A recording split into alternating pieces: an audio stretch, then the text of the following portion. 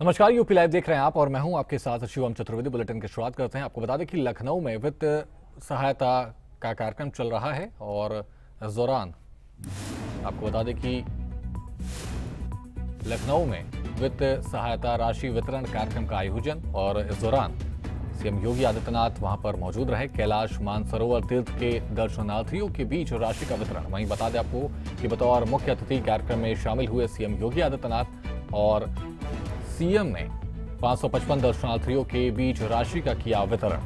तो आपको बता दें कि सीएम योगी ने एक कार्यक्रम को इस दौरान संबोधित भी किया। आपको बता दें कि लखनऊ में कार्यक्रम का आयोजन किया गया, जहां पर लखनऊ में वित्तीय सहायता राशि वितरण कार्यक्रम का यह आयोजन हुआ, जहां मुख्यमंत्री योगी आदित्यनाथ मौजूद रहे और संबोधित करते हुए नजर आए। कैलाश मानसरोवर के तीर्थ दर्शनार्थियों के बीच राशि वितरण की।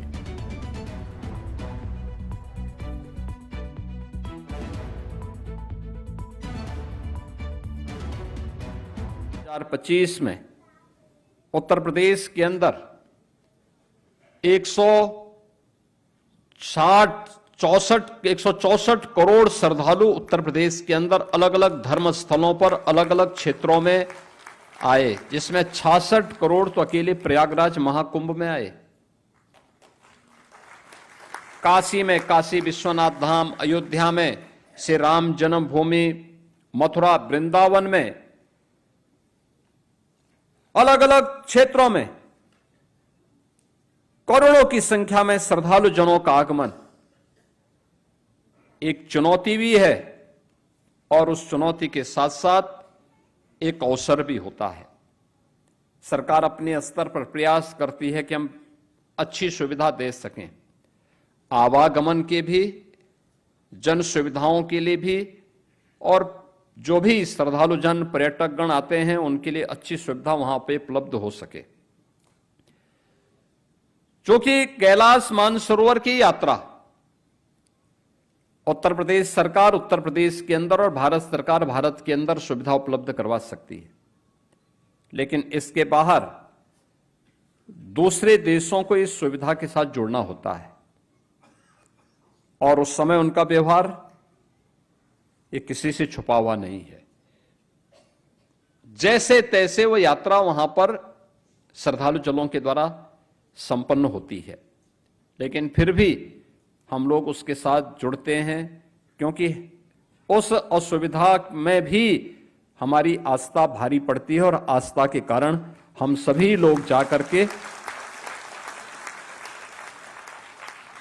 देवादिदेव महादेव का दर्शन करते हैं। डबल इंजन की सरकार का पूरा फोकस है इस बात को लेकर के कि हम लोग इस क्षेत्र में जो संभावनाएं हैं उन संभावनाओं को तेजी के साथ आगे बढ़ा सकें और उन संभावनाओं के माध्यम से प्रदेश के विकास और इसके माध्यम से नए रोजगार के अवसर भी उपलब्ध करवा सकें। ऐसा नहीं, आज के दिन पे तो उत्तर प्रदेश में लखनऊ में भी, अयोध्या में भी, काशी में भी, प्रयागराज में, चित्रकूट में, विंध्यवासिनी धाम में, नैमिषारण्य में, मथुरा वृंदावन में, सुखतीर्थ में, बौद्ध पर्यटन से जुड़े हुए केंद्रों में, अन्य तीर्थ स्थलों में पर्यटन के लिए और पर्यटकों के लिए ढेर सारी सुविधाएं पिछले 8-9 वर्षों के अंदर सरकार ने उपलब्ध करवाई हैं और इन सुविधाओं को और अच्छा करने का प्रयास भी किया जा रहा है। जो बात यहां मेरे सामने अभी कही गई कि मेडिकल की सुविधा और अन्य सुविधाओं के लिए वहां पे अभी भी परेशानी होती है, हम लोग प्रयास करेंगे। आप अपना पत्रक दीजिएगा, हम लोग प्रयास करेंगे कि हम विदेश मंत्रालय के साथ बातचीत करेंगे और आने वाले समय में गाजियाबाद में ही ये सुविधा उपलब्ध हो सके। इसके लिए क्या कुछ हो सकता है, क्योंकि विदेश मंत्रालय ने भी बहुत सारी चीजें बहुत सुविधाजनक बनाई हैं। जैसे पासपोर्ट के लिए पहले केवल दिल्ली में ये सुविधा थी, आज लगभग हर जनपद में पासपोर्ट के कार्यालय बहुत अच्छे और शानदार बन गए हैं। बहुत अच्छी सुविधा वहां हो गई है। बहुत सारी सुविधाएं ऑनलाइन भी उपलब्ध हो रही हैं। हम लोग ये प्रयास करेंगे कि क्या हो सकता है। अवस्थी जी से मैं कहूंगा कि थोड़ा इसमें लग करके और कैसे कैलाश मानसरोवर भवन के पास ही इस सुविधा को उपलब्ध करवाने में अगर विदेश मंत्रालय सहयोग करता है तो इस सुविधा को कैलाश मानसरोवर, जब कैलाश मानसरोवर की यात्रा होती है तो उस समय कैलाश मानसरोवर के श्रद्धालुओं के लिए, शेष समय अन्य धार्मिक यात्रा में भी उसकी उपलब्धता सुनिश्चित हो। मैंने पर्यटन और संस्कृति विभाग को पहले भी कहा था कि इसका हमें बेहतर उपयोग करना चाहिए, लेकिन उपयोग ही नहीं करना, उसका रखरखाव भी करना है। रखरखाव बेहतर तरीके से हो। अगर कोई चीज बनी है, हमारा दायित्व बनता है कि हम उसको सही देखभाल करें, उसका संरक्षण करने का दायित्व भी हमारा है। यही हमारी कृतज्ञता होती है अपने परंपरा के प्रति, अपने धार्मिक स्थलों के प्रति। कैलाश मानसरोवर की यात्रा में आपको जाने का अवसर प्राप्त हुआ। प्रयास होना चाहिए कि अलग अलग समय में यात्राएं होती हैं। उत्तराखंड में भी 4 धाम हैं, देश के अंदर भी 4 धाम हैं, और उत्तर और दक्षिण को जोड़ने के लिए प्रधानमंत्री मोदी जी ने बहुत सारे प्रयास प्रारंभ किए। काशी तमिल संगमम का कार्यक्रम काशी में पिछले 4-5 वर्षों से लगातार चल रहा है। तमिलनाडु और उत्तर प्रदेश को जोड़ने के 2 माध्यम हैं। उत्तर प्रदेश में बाबा विश्वनाथ का धाम है और तमिलनाडु में रामेश्वरम धाम है। हमारा प्रयास होगा आने वाले समय में उत्तर प्रदेश के श्रद्धालु रामेश्वरम की यात्रा में जाएं। उत्तर प्रदेश के श्रद्धालुओं के लिए रामेश्वरम की यात्रा और सुगम हो सके, रेलवे मंत्रालय के द्वारा उस प्रकार की सुविधाएं उपलब्ध कराई जाती हैं। वहीं मुख्यमंत्री योगी आदित्यनाथ मंगलवार को पूर्व सीएम हेमंती नंदन बहुगुणा की पुण्यतिथि पर आयोजित श्रद्धांजलि सभा में शामिल हुए, जहां उन्होंने उनकी प्रतिमा पर पुष्प अर्पित कर श्रद्धांजलि दी और उन्हें एक लोकप्रिय राजनेता, कुशल प्रशासक और स्वतंत्रता संग्राम सेनानी के रूप में याद किया। सीएम ने उन्हें एक ऐसा राजनेता बताया जिन्होंने सामाजिक जन जागरूकता और राष्ट्रीय चेतना को प्रखर रूप से बढ़ाने के निरंतर प्रयास किए। यूपी के पूर्व सीएम हेमंती बहुगुणा की पुण्यतिथि पर आज सीएम योगी आदित्यनाथ ने उन्हें श्रद्धांजलि दी।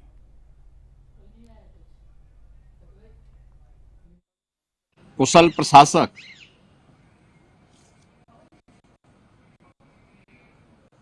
स्वतंत्रता संग्राम सेनानी और प्रदेश के पूर्व मुख्य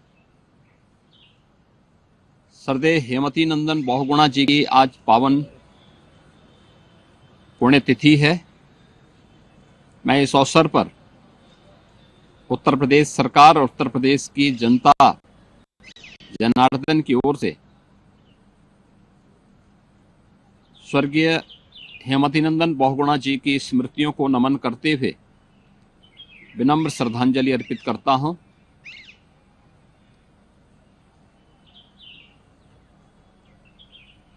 स्वर्गीय बहुगुणा जी का जन्म तत्कालीन उत्तर प्रदेश, वर्तमान में उत्तराखंड राज्य के जनपद पौड़ी के एक छोटे से गांव में हुआ था। प्रारंभिक शिक्षा गांव में ही अर्जित करने के उपरांत उन्होंने आगे की शिक्षा के लिए प्रयागराज की भूमि को चुना। वहीं पे उच्च शिक्षा के साथ ही देश की स्वाधीनता आंदोलन के साथ एक छात्र नेता के रूप में जुड़े और निरंतर देश की स्वाधीनता के साथ ही सामाजिक जन जागरूकता और राष्ट्रीय चेतना को प्रखर रूप से आगे बढ़ाने के लिए स्वर्गीय हेमंती नंदन बहुगुणा जी ने लगातार प्रयास किए। प्रयागराज में छात्र नेता के रूप में 1942 में उनकी गिरफ्तारी होती है। स्वतंत्र भारत में एक जनप्रतिनिधि के रूप में, प्रदेश सरकार में मंत्री, मुख्यमंत्री के रूप में, केंद्रीय मंत्री के रूप में उन्होंने अनेक उल्लेखनीय कार्य किए। उत्तर प्रदेश के विकास को एक नई ऊंचाइयां प्रदान की, प्रयागराज को एक पहचान दी। आज स्वर्गीय हेमवती नंदन बहुगुणा जी भौतिक रूप से हमारे बीच में नहीं।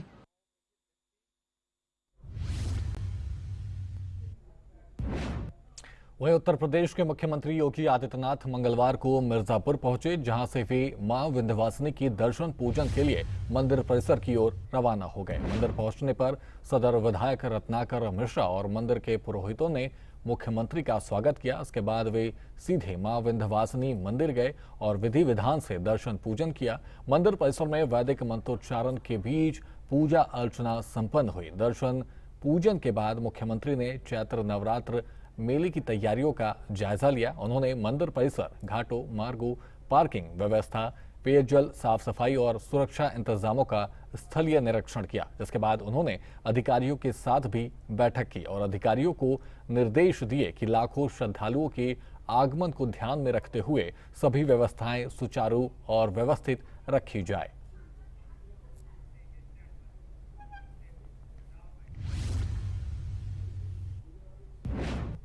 वहीं उत्तर प्रदेश के उप मुख्यमंत्री केशव प्रसाद मौर्य ने 5 राज्यों और यूनियन टेरिटरीज में चुनाव की तारीखों के ऐलान पर बयान दिया है। उन्होंने कहा कि बीजेपी चुनाव की तिथियों का इंतजार कर रही थी। हम असम में तीसरी बार सरकार बनाने जा रहे हैं और पश्चिम बंगाल में कमल खिलाने जा रहे हैं। तमिलनाडु और केरल में भाजपा ऐतिहासिक प्रदर्शन करेगी। इस दौरान उन्होंने कांग्रेस नेता राहुल गांधी और अखिलेश यादव पर भी तंज कसा। सुनिए उन्होंने क्या कुछ कहा।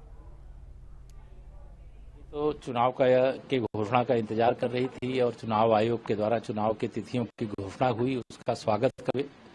हम लोग असम में तीसरी बार सरकार बनाने जा रहे हैं और पश्चिम बंगाल कमल खिलाने जा रहे हैं। तमिलनाडु और केरल में ऐतिहासिक भारतीय जनता पार्टी प्रदर्शन करेगी और जो जनता का विश्वास लगातार भारतीय जनता पार्टी के लिए हमारे प्रधानमंत्री माननीय श्री नरेंद्र मोदी जी के प्रति बढ़ रहा है, उसका एक जोरदार संदेश जो है 4 मई को आएगा। 4 मई टीएमसी गई वाला जब नारा ये गूंजेगा देश में, प्रदेश में, तो उसका लोग इंतजार कर रहे हैं।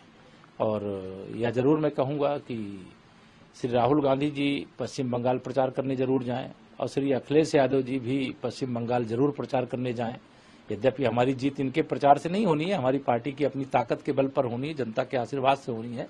लेकिन जब ये लोग प्रचार करने जाते हैं तो हमारी सीटों के नंबर बढ़ जाते हैं, हमारी जीत का अंतर बढ़ जाता है। और जैसे श्री अखिलेश यादव जी तेजस्वी यादव जी को मुख्यमंत्री बनाने गए, हैसियत कम करके चले आए, तो मुझे पूरा विश्वास है कि अखिलेश यादव जी जरूर जाएंगे पश्चिम बंगाल और ममता दीदी की हैसियत को अपने बराबर में लाने की कोशिश करेंगे, नीचे लाने की कोशिश करेंगे, मुख्यमंत्री पद से उनको हटवाने में हमारी मदद करेंगे।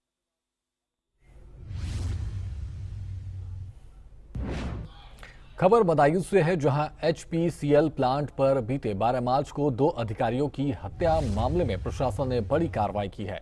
आपको बता दें कि प्रशासन ने मुठभेड़ के बाद गिरफ्तार आरोपी अजय प्रताप के घर और दुकानों पर बुलडोजर चलाया है। प्रशासन का कहना है कि मार्केट सरकारी जमीन पर बनाई गई थी। आरोपी ने फर्जी कागजों के जरिए इसे खुद अपने ताऊ और रिश्तेदारों के नाम करवा दिया था। ज्यादातर दुकानें किराए पर उठी हुई थीं। 1 लाख से ज्यादा किराए हर महीने आता था। 2 दिन पहले नोटिस दिया गया था, जिसके बाद एसडीएम धर्मेंद्र सिंह की मौजूदगी में मंगलवार को कार्रवाई शुरू हुई। इसमें सबसे पहले हमने सरकारी भूमि पर जो उनका अतिक्रमण था उसको सीज किया गया, नोटिस जारी की गई। नोटिस जारी करने के बाद भी दुकानें नहीं हटाई गई। उसके बाद ये अवैध अतिक्रमण को हटाया। 12 दुकानें इनकी सड़क पर पाई गई हैं, सड़क की भूमि बनी हुई है। 6 दुकानें बंजर भूमि पाई, उसको हमने सीज कर लिया है और उसमें धारा 67 की कार्रवाई की है।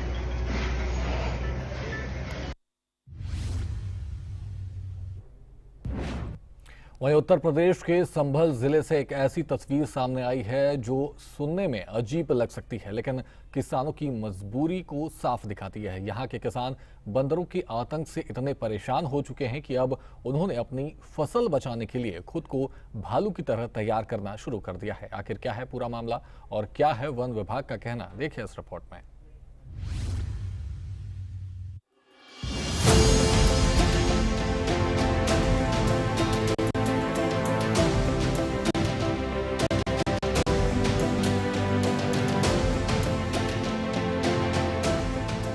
उत्तर प्रदेश के संभल जिले के फिरोजपुर गांव में इन दिनों किसानों को अपनी फसल बचाने के लिए एक अनोखा तरीका अपनाना पड़ रहा है। यहां बंदरों के झुंड खेतों में घुसकर आलू और स्ट्रॉबेरी की फसल को लगातार नुकसान पहुंचा रही हैं। गांव के किसानों का कहना है कि इलाके में 100 से ज्यादा बंदर हैं जो रोज खेतों में आकर फसल बर्बाद कर देते हैं। इसी समस्या से परेशान होकर किसानों ने एक अनोखा उपाय निकाला है। किसान भालू जैसी पोशाक पहनकर खेतों में घूमते हैं ताकि बंदर उन्हें देखकर डर जाएं और भाग जाएं। गांव के किसान धर्मवीर का कहना है कि बंदरों का आतंक अब रोज की समस्या बन चुका है। ऐसे में किसानों ने मिलकर ये तरीका अपनाया है। किसानी का काम करते हैं साहब। ये जो पहनने का क्या है? ये बंदरों की वजह से है साहब। बंदर दिक्कत करते हैं, आलू को स्ट्रॉबेरी को हमारी खाते हैं, आलू खाते हैं, घर पर बहुत दिक्कत करते हैं। संभल जिले की बात है, फिरोजपुर गाँव है साहब। कितने बंदर? बहुत बंदर है साहब, ऐसे मान लो 100-250 बंदर होंगे। डेली ऐसे बजाते हैं साहब। तो पूरे दिन पहने रहते हैं? नहीं, जैसे बंदर भाग जाए उतार दें और बंदर आ गए तो पैर नहीं पड़े साहब। बंदर इन्हें देख के भाग जाते हैं? हाँ, इन्हें देख के भाग जाते हैं साहब। किस तरीके डराते हो बंदर? बिल्कुल ऐसे जैसे खड़े हैं, मुंह ढका और भजा दिए। कुछ बोलते भी हो? नहीं, कुछ नहीं, ऐसे ही देख के खुद ही भज जाए बंदर साहब। तो कितने घंटे की ड्यूटी लगानी पड़ती है? खेतों पर तो साहब अब रह भई है, रात दिन भर पूरे ऐसे ही लोट फेर, सुबह शाम तो फिर माननी मानना है दोपहर को। अब भी खेत पे ही है, रखवारी कर रहे हैं। रखवारी कर रहे हैं,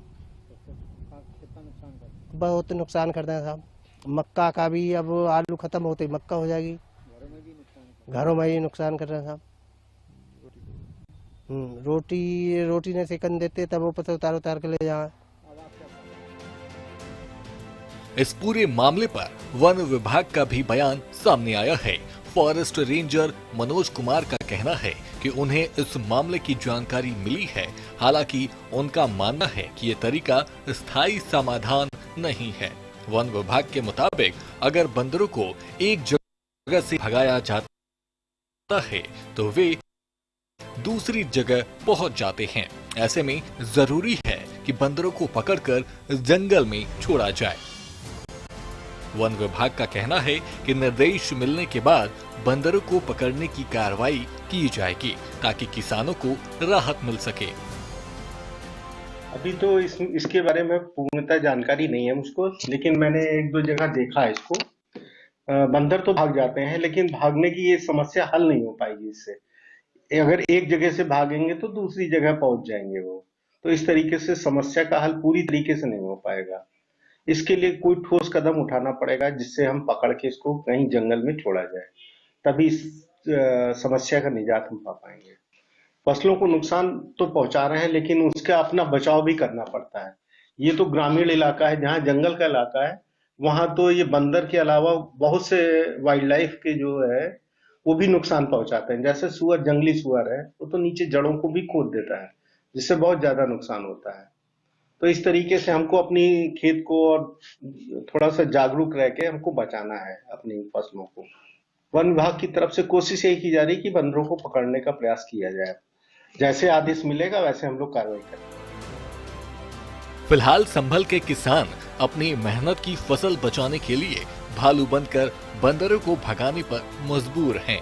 लेकिन सवाल यही है कि क्या इस समस्या का कोई स्थायी समाधान निकल पाएगा? क्या फिर किसानों को ऐसे ही अनोखे जुगाड़ अपनाने पड़ेंगे? संभल से सूर्या समाचार के लिए ब्यूरो रिपोर्ट।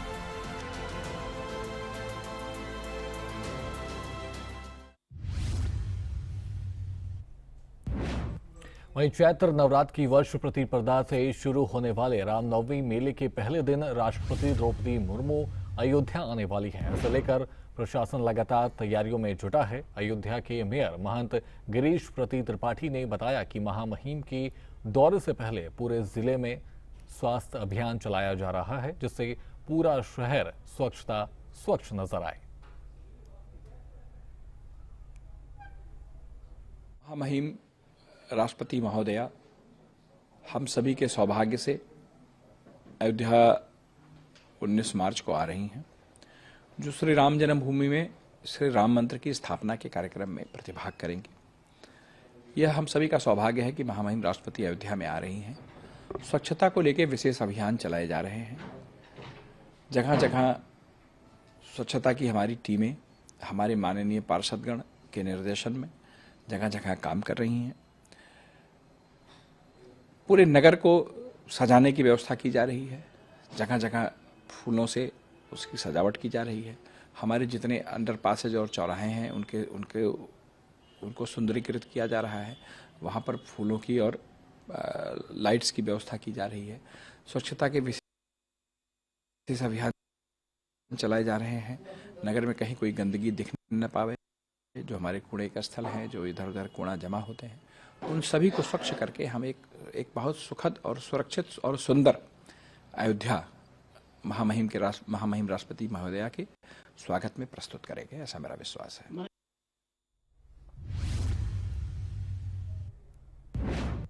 फिलहाल यूपी लाइव में इतना ही। आप बने रहिए सूर्या समाचार के साथ। नमस्कार।